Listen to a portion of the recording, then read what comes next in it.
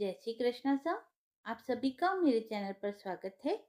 आइए सुनते हैं पद्म पुराण में वर्णित उत्तम ब्राह्मण और गायत्री मंत्र की महिमा की कथा। भीष्म जी ने पूछा, विप्रवर, मनुष्य को भी देवत्व, सुख, राज्य, धन, यश, विजय, भोग, आरोग्य, आयु, विद्या, लक्ष्मी, पुत्र, बंधु वर्ग तथा सब प्रकार के मंगल की प्राप्ति कैसे हो सकती है, यह बताने की कृपा कीजिए। पुलस्त्य जी ने कहा, राजन, इस पृथ्वी पर ब्राह्मण सदा ही विद्या आदि गुणों से युक्त और श्री संपन्न होता है। तीनों लोकों और प्रत्येक युग में ब्राह्मण देवता नित्य पवित्र माने गए हैं। ब्राह्मण देवताओं का भी देवता है। संसार में उसके समान दूसरा कोई नहीं है। वह साक्षात धर्म की मूर्ति है और इस पृथ्वी पर सबको मोक्ष प्रदान करने वाला है। ब्राह्मण सब लोगों का गुरु, पूज्य और तीर्थ स्वरूप मनुष्य है। ब्रह्मा जी ने उसे सब देवताओं का आश्रय बनाया है। पूर्व काल में नारद जी ने इसी विषय को ब्रह्मा जी से इस प्रकार पूछा था, ब्रह्मन, किसकी पूजा करने पर भगवान लक्ष्मीपति प्रसन्न होते हैं? ब्रह्मा जी बोले, जिस पर ब्राह्मण प्रसन्न होते हैं उस पर भगवान श्री विष्णु भी प्रसन्न हो जाते हैं। अतः ब्राह्मण की सेवा करने वाला मनुष्य परम ब्रह्म परमात्मा को प्राप्त करता है। ब्राह्मण के शरीर में सदा ही श्री विष्णु का निवास है, जो दान, मान और सेवा आदि के द्वारा प्रतिदिन ब्राह्मणों की पूजा करता है। उसके द्वारा मानव शास्त्रीय विधि के अनुसार उत्तम दक्षिणा से युक्त 100 यज्ञों का अनुष्ठान हो जाता है। जिसके घर पर आया हुआ विद्वान ब्राह्मण निराश नहीं लौटता, उसके संपूर्ण पापों का नाश हो जाता है तथा वह अक्षय स्वर्ग को प्राप्त होता है। पवित्र देश काल में सुपात्र ब्राह्मण को जो धन दान दिया जाता है उसे अक्षय जानना चाहिए। वह जन्म जन्मांतरों में भी फल देता रहता है। ब्राह्मणों की पूजा करने वाला मनुष्य कभी दरिद्र, दुखी और रोगी नहीं होता। जिस घर के आंगन ब्राह्मणों की चरण धूलि पड़ने से पवित्र और शुद्ध होते रहते हैं, वे पुण्य क्षेत्र के समान हैं। उन्हें यज्ञ कर्म के लिए श्रेष्ठ माना गया है। भीष्म, पूर्व काल में ब्रह्मा जी के मुख से पहले ब्राह्मण का प्रादुर्भाव हुआ। फिर उसी मुख से जगत की सृष्टि और पालन के हेतु वेद प्रकट हुए। अतः विधाता ने समस्त लोगों की पूजा ग्रहण करने के लिए और समस्त यज्ञों के अनुष्ठान के लिए ब्राह्मणों के ही मुख से वेदों को समर्पित किया। पितृज्ञ, विवाह, अग्निहोत्र, शांति कर्म तथा सब प्रकार के मांगलिक कार्यों में ब्राह्मण सदा उत्तम माने गए हैं। ब्राह्मण के ही मुख से देवता हव्य का और पितर कव्य का उपभोग करते हैं। ब्राह्मण के बिना दान, होम और बलि सब निष्फल होते हैं। जहाँ ब्राह्मणों को भोजन नहीं दिया जाता, वहाँ असुर, प्रेत, दैत्य और राक्षस भोजन करते हैं। अतः दान, होम आदि में ब्राह्मणों को बुलाकर उन्हीं से सब कर्म कराना चाहिए। उत्तम देश काल में तथा उत्तम पात्र को दिया हुआ दान लाख गुना अधिक फलदायक होता है। ब्राह्मणों को देखकर श्रद्धा पूर्वक उनको प्रणाम करना चाहिए। उनके आशीर्वाद से मनुष्य की आयु बढ़ती है, वह चिरंजीवी होते हैं। ब्राह्मणों को देखकर उन्हें प्रणाम न करने से, ब्राह्मण के साथ द्वेष रखने से तथा उनके प्रति अश्रद्धा करने से मनुष्य की आयु क्षीण होती है। उनके धन ऐश्वर्य का नाश होता है तथा परलोक में उनकी दुर्गति होती है। ब्राह्मण का पूजन करने से आयु, यश, विद्या और धन की वृद्धि होती है तथा मनुष्य श्रेष्ठ दशाओं को प्राप्त होता है। इसमें तनिक भी संदेह नहीं है। जिन घरों में ब्राह्मण के चरणोदक से इच नहीं होती, जहाँ वेद और शास्त्रों की ध्वनि नहीं सुनाई देती, जो यज्ञ तर्पण और ब्राह्मणों के आशीर्वाद से वंचित रहते हैं, वे शमशान के समान हैं।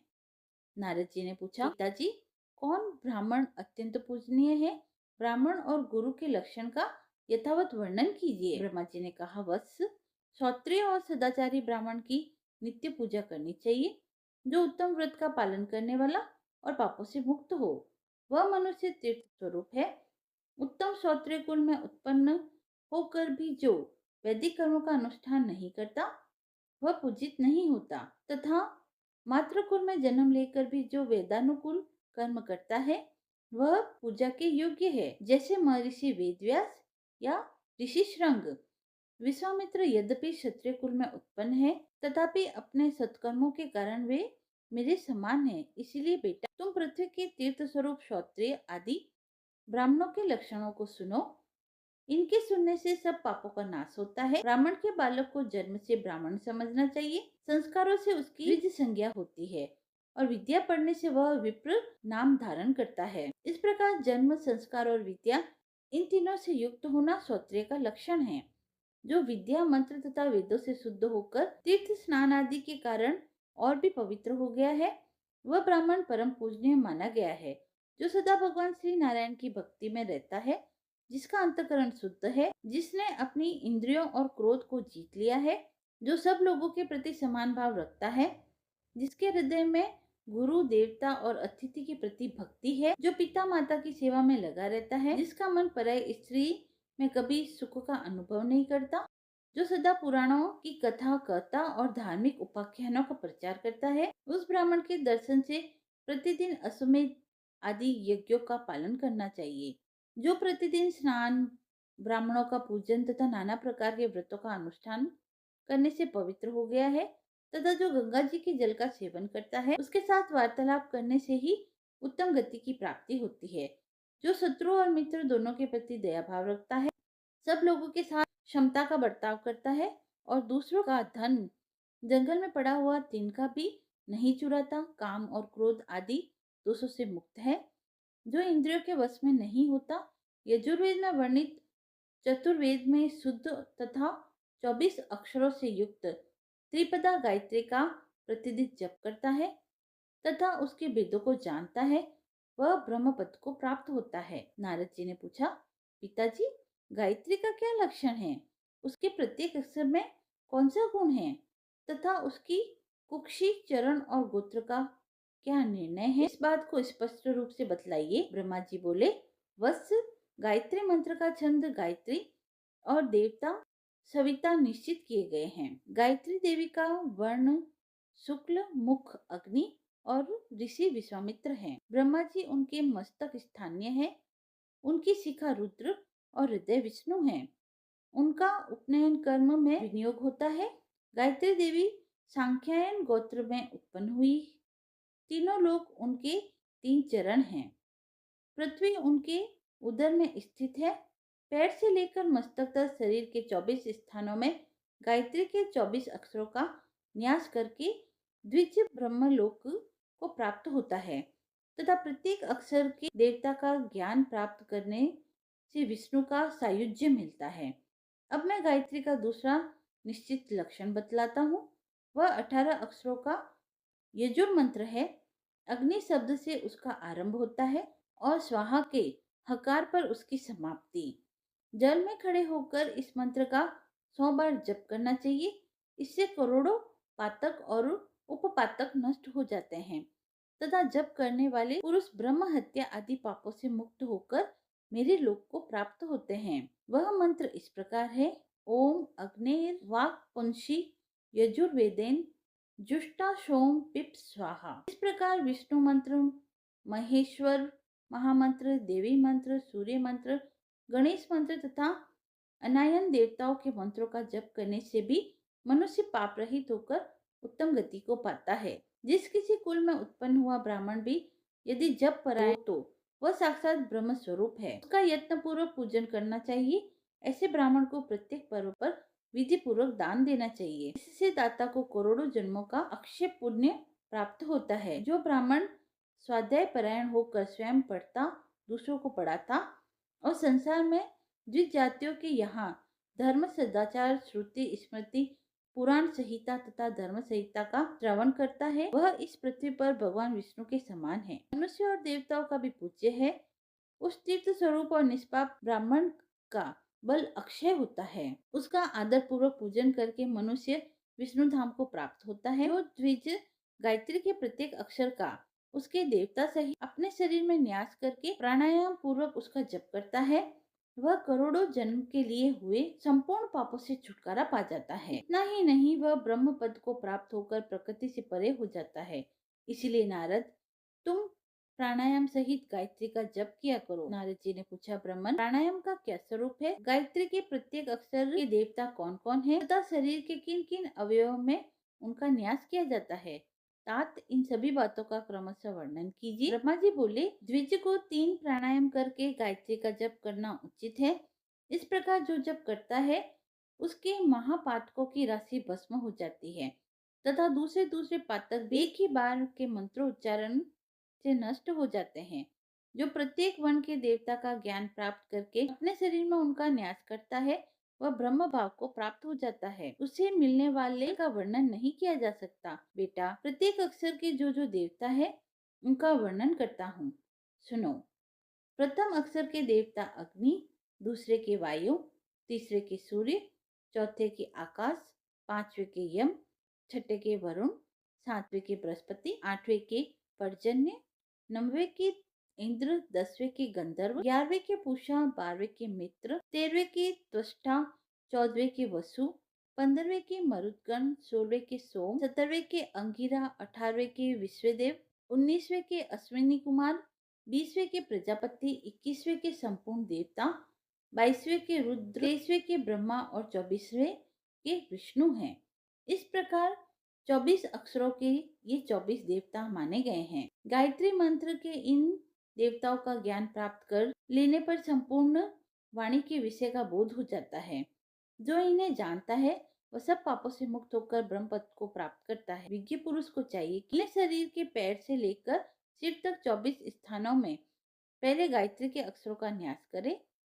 तत् का पैर के अंगूठे में, श का गुल्फ में, वी का दोनों पिंडलियों में, तू का घुटनों में, र का जांघों में, रे का गुदा में, ण्य का अंडकोश में, म का कटिभाग में, भ का नाभि मंडल में, गौ का उदर में, दे का वक्षस्थल में, व का हृदय में, क्षय का दोनों हाथों में, धी का मुंह में, म का तालू में, ही का नासिका के अग्रभाग में, धी का दोनों नेत्रों में, यो का दोनों भौं में, यो का ललाट में, नह का मुख के पूर्व भाग में, प्र का दक्षिण भाग में, चौ का पश्चिम भाग में और द का मुख के उत्तर भाग में न्यास करें। फिर याद का मस्तक में न्यास करके सर्वव्यापी स्वरूप से स्थित हो जाएं। धर्मात्मा पुरुष इन अक्षरों का न्यास करके ब्रह्मा, विष्णु और शिव का स्वरूप हो जाता है।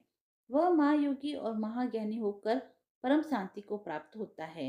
नारद, अब संध्या काल के लिए एक और न्यास बतलाता हूँ, उसका भी यथार्थ वर्णन सुनो।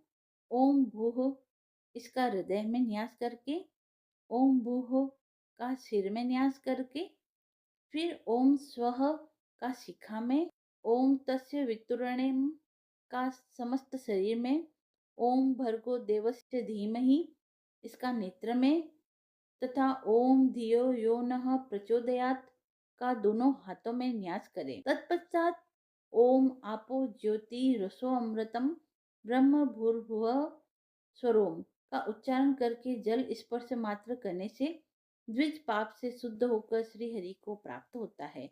इस प्रकार व्याहित और 12 ओंकारों से युक्त गायत्री का संध्या के समय कुंभक क्रिया के साथ 3 बार जप करके सूर्योपस्थान काल में जो 24 अक्षरों की गायत्री का जप करता है वह महाविद्या का अधीश्वर होता है और ब्रह्म पद को प्राप्त करता है। व्याधि सहित इस गायत्री का पुनः न्यास करना चाहिए। ऐसा करने से द्विज सब पापों से मुक्त होकर श्री विष्णु के सायुज्य को प्राप्त करता है। न्यास विधि यह है, ओम भूः पादाभ्याम का उच्चारण करके दोनों चरणों का स्पर्श करें। ओम भू जानुभ्याम कहकर दोनों घुटनों का, ओम स्वः कट्याम बोलकर कटिभाग का, ओम मह नाभो का उच्चारण करके नाभि स्थान का, ओम जनः हृदय कहकर हृदय का, ओम तपः करियो बोलकर दोनों हाथों का, ओम सत्यम ललाटे का उच्चारण करके ललाट का तथा गायत्री मंत्र का पाठ करके शिखा का स्पर्श करना चाहिए। सब बीजों से युक्त इस गायत्री को जो जानता है वह चारों वेदों का, योग का और तीनों प्रकार के जप का ज्ञान रखता है। जो इस गायत्री को नहीं जानता वह शूद्र से भी अधम माना गया है। उस अपवित्र ब्राह्मण को पितरों के निमित्त किए हुए पार्वण का श्राद्ध दान नहीं देना चाहिए। उसे कोई भी तीर्थ स्नान का फल नहीं देता। उसका किया हुआ समस्त शुभ कर्म निष्फल हो जाता है। उसकी विद्या, धन संपत्ति, उत्तम जन्म, द्विजत्व तथा जिस पुण्य के कारण उसे यह सब कुछ मिला है वह भी व्यर्थ होता है। ठीक उसी तरह जैसे कोई पवित्र पुष्प किसी गंदे स्थान में पड़ जाने पर काम में लेने योग्य नहीं रहता। मैंने पूर्व काल में चारों वेद और गायत्री की तुलना की थी। उस समय चारों वेद की अपेक्षा गायत्री ही गुरुतर सिद्ध हुई, क्योंकि गायत्री मोक्ष देने वाली मानी गई है। गायत्री 10 बार जपने से वर्तमान जन्म के, 100 बार जपने से पिछले जन्म के तथा 1000 बार जपने से 3 युगों के पाप नष्ट कर देती है। जो सवेरे और शाम को रुद्राक्ष की माला पर गायत्री का जप करता है वह निसंदेह चारों वेदों का फल प्राप्त करता है। जो द्विज 1 वर्ष तक तीनों समय गायत्री का जप करता है उसके करोड़ों जन्मों के उपार्जित पाप नष्ट हो जाते हैं। गायत्री के उच्चारण मात्र से पाप राशि से छुटकारा मिल जाता है, उसके करोड़ों जन्मों के उपार्जित पाप नष्ट हो जाते हैं। गायत्री के उच्चारण से पाप राशि से छुटकारा मिल जाता है, मनुष्य शुद्ध हो जाता है तथा जो द्विश्रेष्ठ प्रतिदिन गायत्री का जप करता है उसे स्वर्ग और मोक्ष दोनों प्राप्त होते हैं। जो नित्य प्रति वासुदेव मंत्र का जप और भगवान विष्णु के चरणों में प्रणाम करता है वह मोक्ष का अधिकारी हो जाता है। जिसके मुख में भगवान वासुदेव के स्त्रोत और उनकी उत्तम कथा रहती है उसके हृदय में पाप का लेश मात्र भी नहीं रहता। वेद शास्त्रों का अवगाहन करने, उनके विचार में संलग्न रहने से गंगा स्नान के समान फल होता है। लोक में धार्मिक ग्रंथों का पाठ करने वाले मनुष्य को करोड़ों यज्ञों का फल मिलता है। नारद, मुझ में ब्राह्मणों के गुणों का पूरा पूरा वर्णन करने की शक्ति नहीं है। ब्राह्मण के सिवा दूसरा कोई देहधारी है जो विश्व स्वरूप हो। ब्राह्मण श्री हरि का मूर्तिमान विग्रह है। उसके श्राप में विनाश होता है और वरदान में आयु, विद्या, यश, धन तथा सब प्रकार की संपत्तियां प्राप्त होती है। ब्राह्मणों के ही प्रसाद से भगवान विष्णु सदा ब्रह्मण्य कहलाते हैं। जो ब्रह्मण्य देव हैं, गौ और ब्राह्मणों के हितकारी है तथा संसार की भलाई करने वाले हैं, उन गोविंद श्री कृष्ण को बारंबार नमस्कार है। जो सदा इस मंत्र से श्री हरि का पूजन करता है उसके ऊपर भगवान प्रसन्न होते हैं तथा वह विष्णु का सायुज्य प्राप्त करता है। जो इस धर्म स्वरूप पवित्र आख्यान का श्रवण करता है उसके जन्म जन्मांतर के पाप नष्ट हो जाते हैं। जो इसे पढ़ता पढ़ाता वह दूसरों को उपदेश करता है उसे पुनः इस संसार में नहीं आना पड़ता। वह इस लोक में धन, धान्य, राजोचित भोग, आरोग्य, उत्तम पुत्र तथा शुभ कीर्ति को प्राप्त करता है। कथा समाप्त हुई। यदि आपको यह कथा पसंद आई हो तो आप मेरे चैनल को लाइक, शेयर एंड सब्सक्राइब करें। धन्यवाद।